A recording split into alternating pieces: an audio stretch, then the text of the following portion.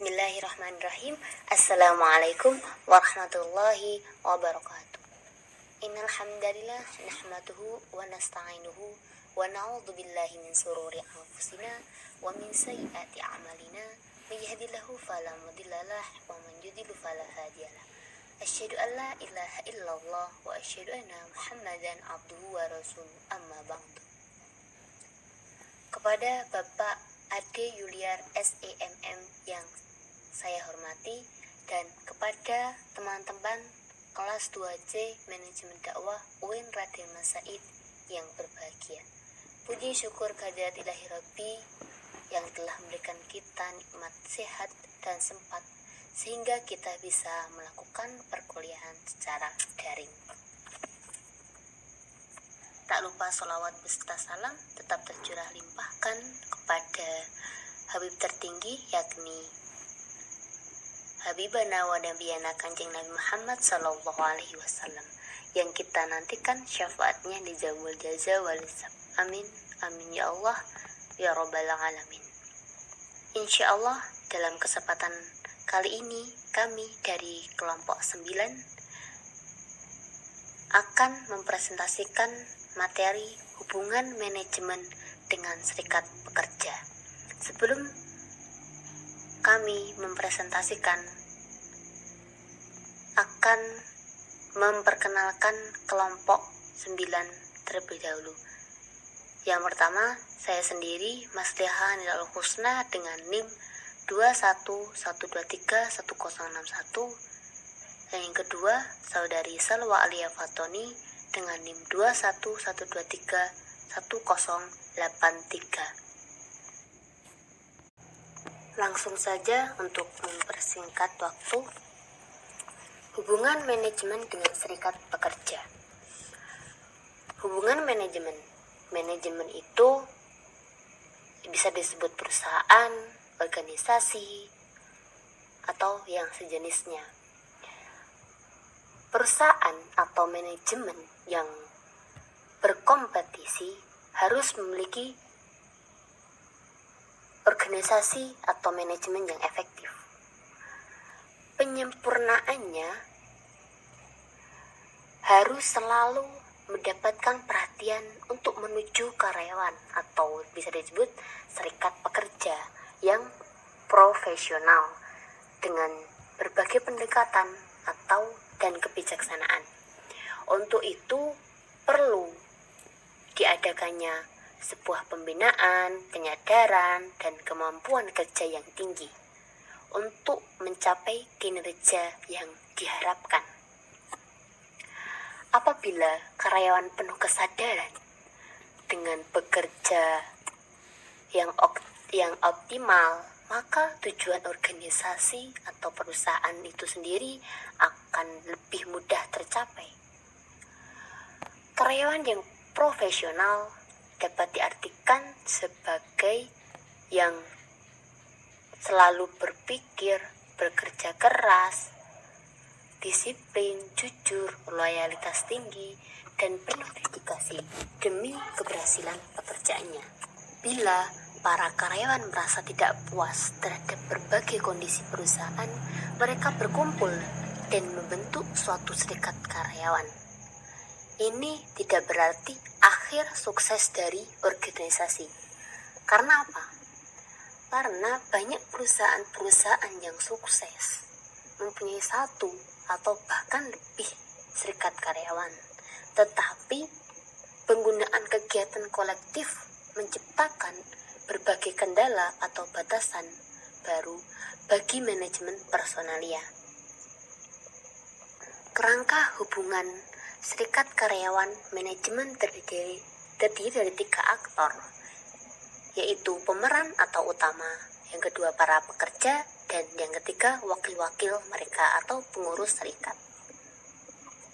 Poin A yaitu serikat karyawan atau pekerja dan manajemen personalia atau perusahaan. Apa sih itu serikat pekerja? Sistem sosial yang terbuka, mengejar tujuan, dan seringkali dipengaruhi oleh lingkungan luar. Serikat pekerja merupakan wadah bagi karyawan sebagai wahana untuk berpartisipasi dalam perusahaan.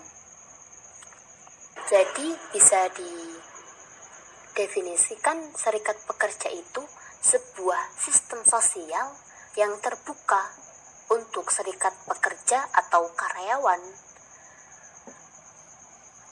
sebagai tanda untuk berpartisipasi di dalam perusahaannya dan untuk mengejar tujuan yang diinginkan. Partisipasi karyawan dalam hubungan dengan hubungan kerja dapat dilakukan secara langsung atau melalui sistem perwakilan dalam bentuk serikat kerja. Dalam serikat kerja, masalah legal mempunyai dua saranan yang luas. Yang pertama, membuat para karyawan sebagai serikat pekerja bertanggung jawab para penggunaan dana serikat kerja sebagaimana mestinya dengan membuat laporan-laporan keperluan yang rinci. Yang kedua, undang-undang mencoba membuat serikat-serikat kerja lebih demokratis dengan memberi hak-hak tertentu pada anggota. Nah, ini dia hubungan pekerja dengan perusahaan atau yang disebut employee relation. Yang pertama, upaya untuk meningkatkan kualitas kehidupan kerja yang lebih baik. Yang kedua, bagaimana manajemen dan departemen sumber daya manusia mempengaruhi kualitas kehidupan kerja. Yang ketiga, bagaimana peran departemen sumber daya manusia dalam berkomunikasi. Dan yang keempat, mengkaji kemungkinan adanya perbedaan antara disiplin preventif dan disiplin korektif. Lanjut poin yang B, sifat-sifat dasar serikat karyawan atau pekerja. Bagaimana sih sifat-sifat dasar seorang serikat karyawan? Serikat karyawan adalah organisasi para pekerja yang dibentuk untuk mempromosikan atau menyatakan pendapat, melindungi dan memperbaiki melalui kegiatan kolektif. Kepentingan-kepentingan sosial, ekonomi, dan politik. Kepentingan yang dominan diperjuangkan oleh serikat karyawan yaitu kepentingan dalam hal ekonomi. Ada dua pergerakan yang berbeda. Bila misi pergerakan serikat adalah untuk melindungi para karyawan, meningkatkan kesejahteraan mereka, menurut kenaikan gaji, memperbaiki kondisi-kondisi, dan membantu karyawan pada umumnya. Nah, itu yang dinamakan pendekatan Bush-Unions. Manajemen juga dipengaruhi baik oleh tujuan-tujuan Business Unionis maupun Social Unionis. Perkembangan berbagai bentuk kompensasi tambahan merupakan hasil tekanan langsung dari serikat karyawan. Tanpa adanya tekanan-tekanan tersebut, perusahaan harus selalu memperbaiki program kompensasinya agar tetap bisa bersaing dalam merebutkan karyawan yang berkualitas. C. Tipe-tipe serikat karyawan. Ada 3 tipe seorang pekerja.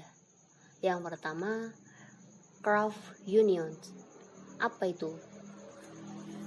Pekerja yang anggotanya terdiri dari para karyawan atau pekerja yang mempunyai keterampilan yang sama, seperti tukang-tukang kayu.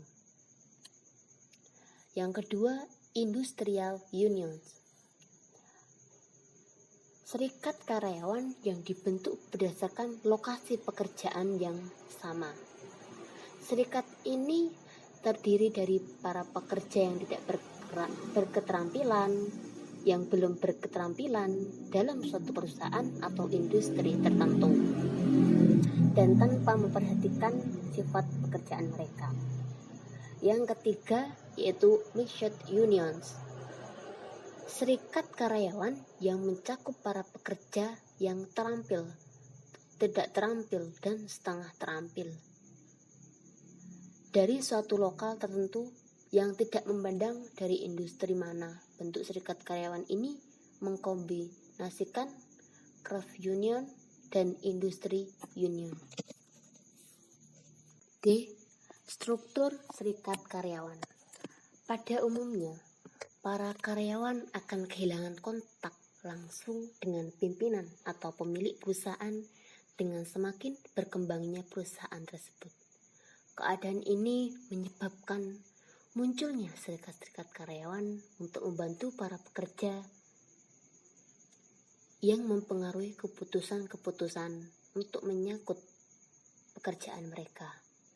Melalui serikat karyawan, para pekerja dapat berupaya untuk mengendalikan pekerjaan-pekerjaan dan lingkungan kerja mereka. Sebagai contoh, bila manajemen perusahaan bermaksud untuk menurunkan upah para karyawan, menggantungkan nasib mereka. Upaya serikat untuk menentang rencana itu merupakan bentuk basis organisasi buruh dan bagian yang paling penting dari struktur serikat karyawan.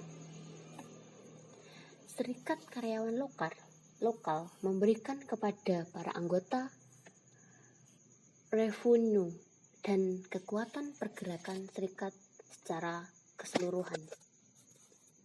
Serikat lokal ini biasa disebut serikat buruh cabang yang bertugas mewakili karyawan dalam penyelesaian masalah-masalah yang berkepentingan nasional. Di samping itu, beberapa serikat karyawan bisa membentuk organisasi di tingkat daerah. Gabungan berbagai serikat karyawan di suatu daerah disebut juga karyawan regional. Serikat regional atau karyawan regional bisa berupa persamaan kepentingan, keunikan masalah-masalah, hubungan perburuan secara geografis, jauhnya jarak antara serikat karyawan suatu cabang dengan cabang lain, atau sebab-sebab lainnya. Tanggapan proaktif manajemen personalia atau sumber daya manusia. Serikat karyawan menyebabkan perubahan-perubahan perilaku para manajer dan operasi fungsi personalia. Agar kegiatan serikat berkembang, manajemen harus menerapkan pendekatan proaktif. Dengan cara gimana?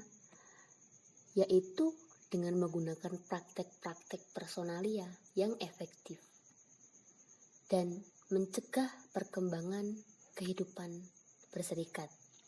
Sebagai contoh, pendekatan tersebut mengandung arti bahwa departemen personalia dan dalam batasan efektivitas, efisien, hukum teknologi, dan tantangan-tantangan perlu melakukan secara hati-hati. Ada beberapa hal yang harus diketahui, antara lain sebagai berikut. Yang pertama, merancang pekerjaan-pekerjaan secara pribadi untuk memuaskan para karyawan. Yang kedua, mengembangkan rencana-rencana yang memaksimumkan berbagai kesempatan. Yang ketiga, memilih para karyawan. Yang keempat, menetapkan standar-standar prestasi kerja yang adil, yang mempunyai arti dan objektif. Yang kelima, melatih para karyawan dan manajer sehingga memungkinkan mereka untuk mencapai tingkat prestasi yang diinginkan. Yang keenam, menilai dan menghargai perilaku atas dasar prestasi kerja yang nyata. Manajemen sumber daya manusia menerapkan gagasan yang telah dibahas di muka secara aktif. Dan bila manajemen mengabaikan atau gagal untuk mengimplementasikan berbagai kebijaksanaan dan praktek personalia yang baik, maka mereka memberikan semacam justifikasi dan motivasi bagi para karyawan untuk membentuk serikat karyawan. Itu saja yang saya bisa sampaikan, paparkan materinya. Lanjut ke rekan saya, dipersilahkan. Baik, saya akan melanjutkan untuk menjelaskan materi yang selanjutnya. Industrial Relation. Industrial Relation menangani bidang-bidang kritis seperti negosiasi dan administrasi perjanjian kerja, dan sering disebut Industrial Relation atau hubungan industrial. Industrial Relation secara ringkas menangani masalah-masalah yang timbul sebagai akibat adanya hubungan antara karyawan individu atau serikat karyawan dengan pihak manajemen, baik sebelum terjadi ikatan kerja maupun sesudah ada ikatan kerja. Selanjutnya, collective bargaining. Perundingan kolektif atau collective bargaining adalah suatu proses di mana para wakil dua kelompok bertemu dan dimaksud untuk merundingkan suatu perjanjian yang mengatur hubungan-hubungan kedua pihak di waktu yang akan datang. Ada dua tipe perundingan kolektif. 1. Tradisional. 2. Integratif.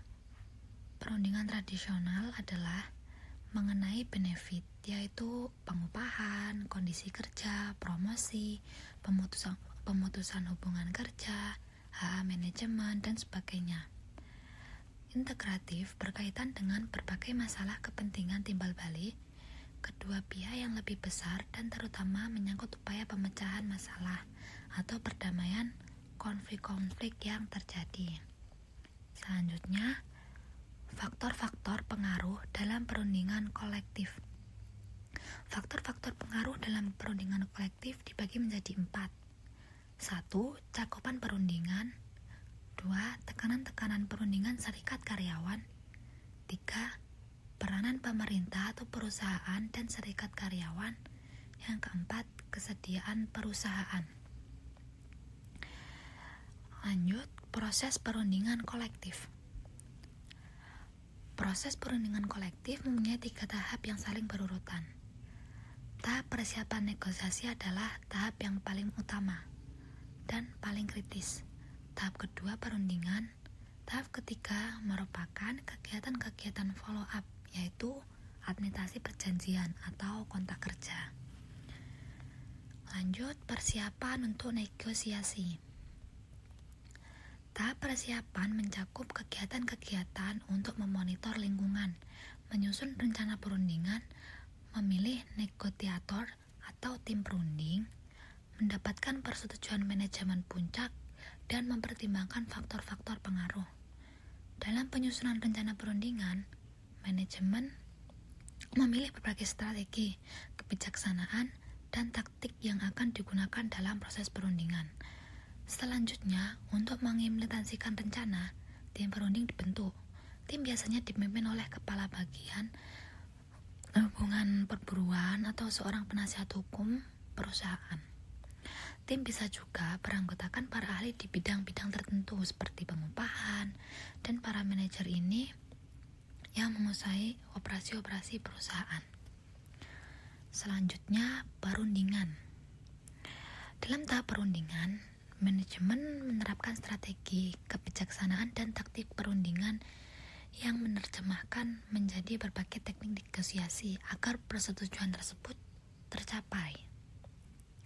Tahap negosiasi perundingan kolektif selesai bila perjanjian kerja telah disetujui kedua belah pihak. Selanjutnya, administrasi perjanjian kerja. Perjanjian kerja dibuat oleh karyawan dan pengusaha atau pemimpin perusahaan secara perseorangan. Tujuan dalam perjanjian kerja adalah syarat-syarat kerja yang diberikan oleh pemberi kerja harus ditaati dan dilaksanakan dengan baik oleh karyawan atau pekerja, dan karyawan berhak untuk menuntut haknya kepada pemberi kerja. Sedangkan pemberi kerja juga berhak menuntut haknya pada karyawan, serta memberi kerja harus melaksanakan kewajibannya pada karyawan, begitupun sebaliknya. Perjanjian kerja perlu diadministrasikan untuk menjamin bahwa baik manajemen maupun para karyawan mentaati segala ketentuan yang diatur dalam perjanjian kerja. Selanjutnya, kerjasama syarikat karyawan manajemen. Perusahaan perlu mengembangkan kerjasama dengan serikat karyawan untuk kelangsungan hidup organisasi dan serikat karyawan. Manajemen personalia dapat mengembangkan kerjasama antara perusahaan dan serikat karyawan melalui 1. Konsultasi awal, 2. Perhatian yang sungguh terhadap masalah kesejahteraan karyawan, yang ketiga panitia-panitia kerja bersama, yang keempat program-program latihan, dan yang terakhir pihak ketiga yang dapat mengarahkan program yang membuat para pemimpin serikat, karyawan, dan manajemen semakin dekat. Dan yang selanjutnya, materi yang terakhir, pemeliharaan hubungan dengan karyawan. Pengertian pemeliharaan karyawan.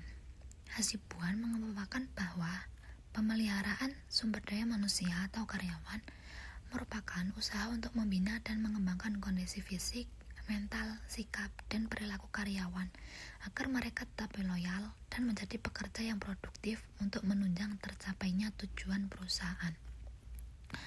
Tujuan pemeliharaan karyawan antara lain meningkatkan produktivitas kerja karyawan, meningkatkan disiplinan, menurunkan obsesi karyawan, meningkatkan loyalitas dan menurunkan turnover karyawan, memberikan ketenangan, keamanan, kenyamanan karyawan, meningkatkan kesejahteraan karyawan keluarganya, memperbaiki kondisi fisik, mental, dan sikap karyawan, mengurangi konflik, serta menciptakan suasana yang harmonis. Yang terakhir, mengefektifkan pengadaan karyawan. Sekian yang dapat kami sampaikan, kurang lebihnya mohon maaf. Wassalamualaikum warahmatullahi wabarakatuh.